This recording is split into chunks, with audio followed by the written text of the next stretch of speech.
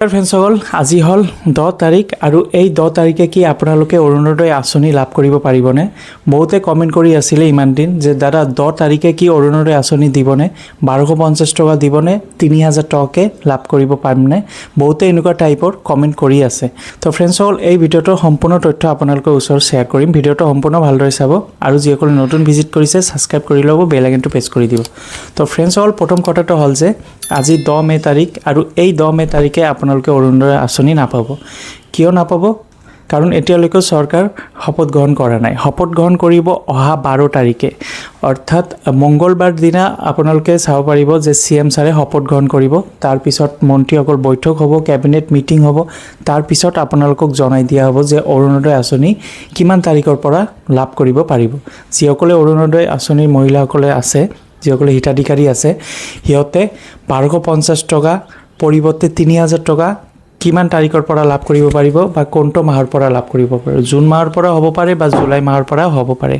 তো ফ্ৰেণ্ডসকল এতিয়া কথা হ'ল যে এই 1250 টকা আপোনালোকে এই 10 মে তাৰিখে নাপায়, অৰ্থাৎ আজি নাপাব। আজি নাপাব এইটো চিয়'ৰ। হিমন্ত বিশ্ব শৰ্মা ছাৰে আৰু এটা কথা কৈছিলে যে যদি এইবাৰ বিজেপি চৰকাৰ জয়ী হয় তেতিয়াহ'লে মহিলাসকলে যিটো 1250 টকা লাভ কৰি আছিল ইমান দিন, এইটো বঢ়াই দি 3000 টকালৈ দিয়া হ'ব। অৰ্থাৎ অৰুণোদয় আঁচনি আপোনালোকে 3000 টকালৈকে লাভ কৰিব পাৰিব। এই মাহত চাগে নাপাব আপোনালোকে অৰুণোদয় আঁচনি, জুন মাহৰ পৰা হ'ব পাৰে। তো ফ্ৰেণ্ডসকল এইটো এটা ভাল খবৰ। আৰু বহুতে কমেণ্ট কৰি আছে যে দাদা নতুনকৈ এপ্লাই কৰিবলৈ হ'লে কি কি ডকুমেণ্ট লাগিব আৰু কেতিয়াৰ পৰা এপ্লাই আৰম্ভ হ'ব? নতুনকৈ এপ্লাই চাওক, জুন জুলাই আগষ্ট ছেপ্টেম্বৰৰ পৰা হ'ব পাৰে নতুনকৈ এপ্লাই। তাৰ আগতে আপোনালোকে আপডেট পাই যাব, কিয়নো কেবিনেট মিটিং হোৱাৰ পিছতহে চৰকাৰ যেতিয়া শপত গ্ৰহণ কৰিব তাৰ পিছতে আপোনালোকে গম পাই যাব যে কেতিয়াৰ পৰা এই অৰুণোদয় আঁচনিটো লাগু হ'ব।